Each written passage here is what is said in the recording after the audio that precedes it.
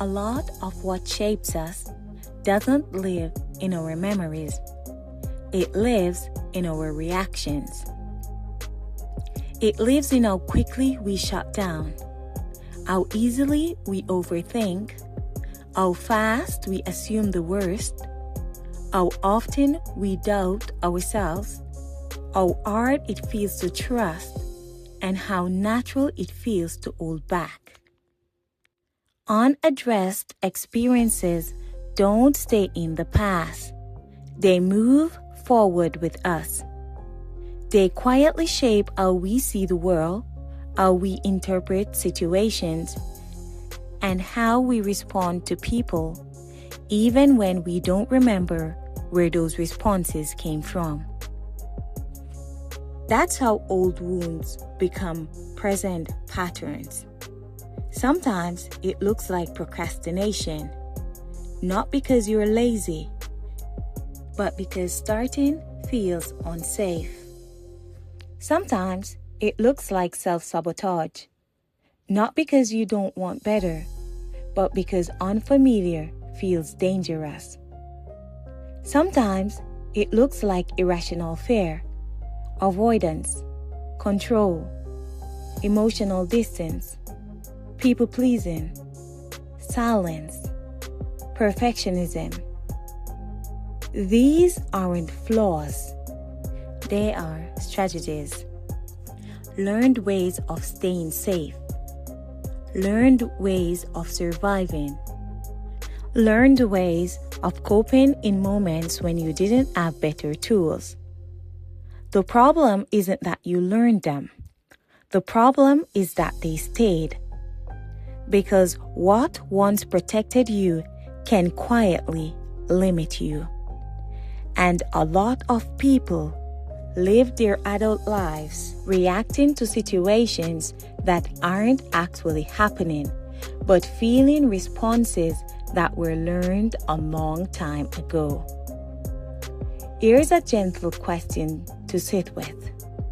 What repetitive struggle in your life might come from an old wound?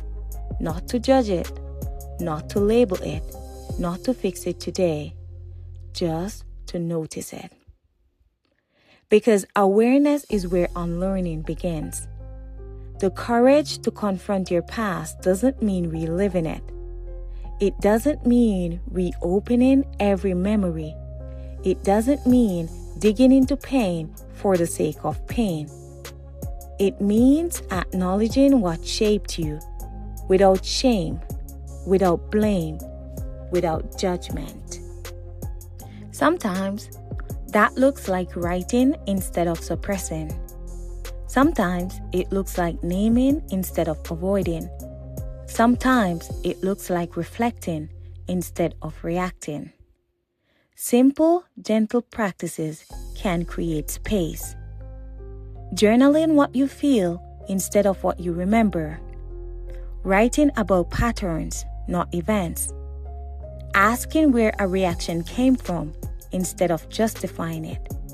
Sitting with emotions instead of pushing them away. There is a difference between processing and re-traumatizing. Processing is slow, gentle, grounded, safe. Re-traumatizing is forcing, rushing, reliving, overexposing. Healing doesn't require re-entering the pain. It requires reframing it.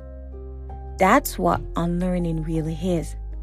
Not forgetting, not erasing, not pretending.